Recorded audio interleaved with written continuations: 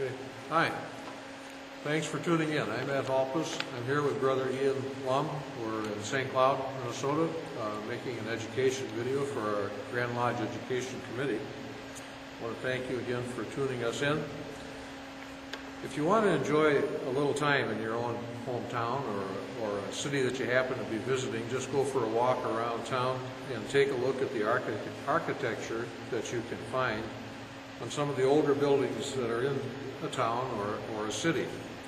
We had kind of hoped to be outside to make this video today, but because of the weather, we're indoors, and a brother of ours, Worshipful Brother Dennis McQuay, has allowed us to use one of his buildings here in St. Cloud to make this video.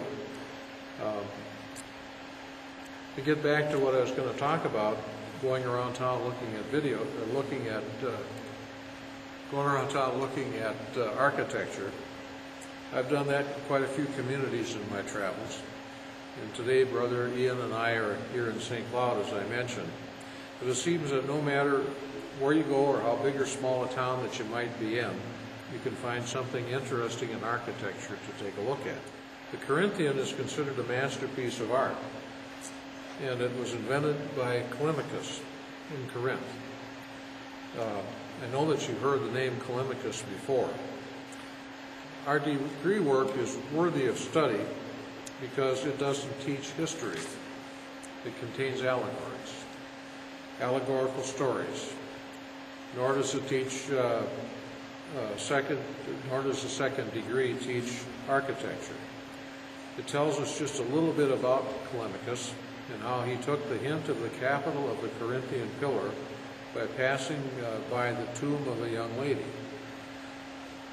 The Encyclopedia Britannica says the very same thing. You might find that interesting. If you look it up, it'll ring true with our lecture, the Middle Chamber lecture. However, other places the information goes deeper, but still we don't know a whole lot about Callimachus.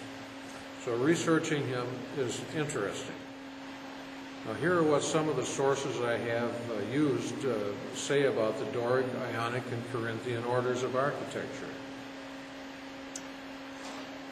A vigorous northern tribe of Greeks called Dorians apparently invented the Doric order. The first construction had sturdy columns of 5 to 7 diameters in height. Now that's the diameter of the base. That's the diameter at the base of the shaft. But the column itself is erected without any base. The Doric columns are always without a base, and the Doric has a cap of great simplicity. Its beauty was the abacus, which is a square block above a curved molding. The entablature was composed of 3 members: the architrave, the frieze, and the cornice. The Ionic has a curious and beautiful capital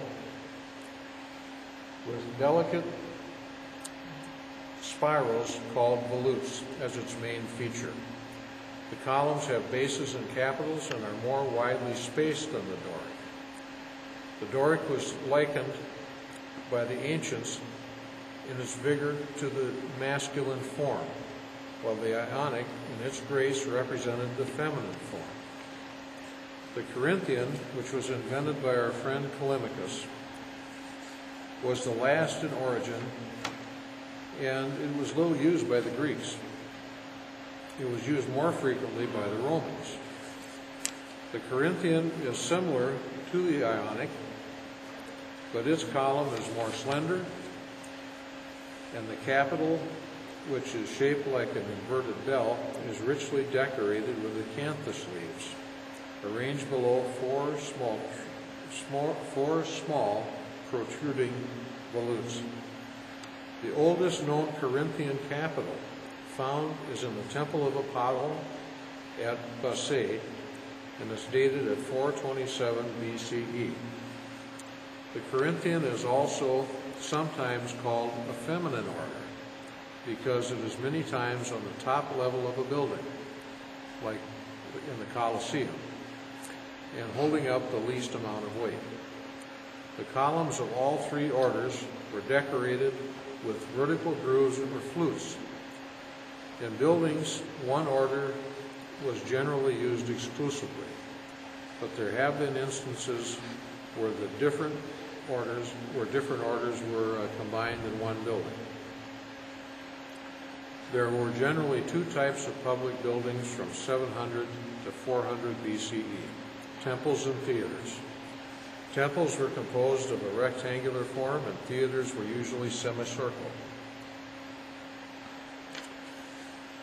To learn a little bit more about the architecture that we talk about in the middle chamber lecture, I'd recommend two books. One of them is the first one I recommend is the Masonic Manual of Minnesota, where you can read about the orders of architecture and Callimachus as it's presented in the middle chamber lecture. And you can find that online at the website for the Grand Lodge of Ancient, Free, and Accepted Masons of Minnesota. It's at www.mn-masons.org. The second is a book that I picked up at Barnes & Noble some time ago, and it's called The Grammar of Architecture, and it's written by Emily Cole. In closing, I'd like to mention something that Callimachus wrote. Like I mentioned, there is information to be found on him, and he wrote this during his lifetime, and we'll try to read it correctly. It says here, 2 goddesses must now Cyprus adore. The muses are 10, the graces are 4. Stella's wit is so charming, so sweet her fair face. She shines a new Venus, a muse and a grace. That was by Callimachus. Brother Ian and I want to thank you for watching. Stay healthy and enjoy looking at the architecture and the places you happen to visit. Thank you so much. So long.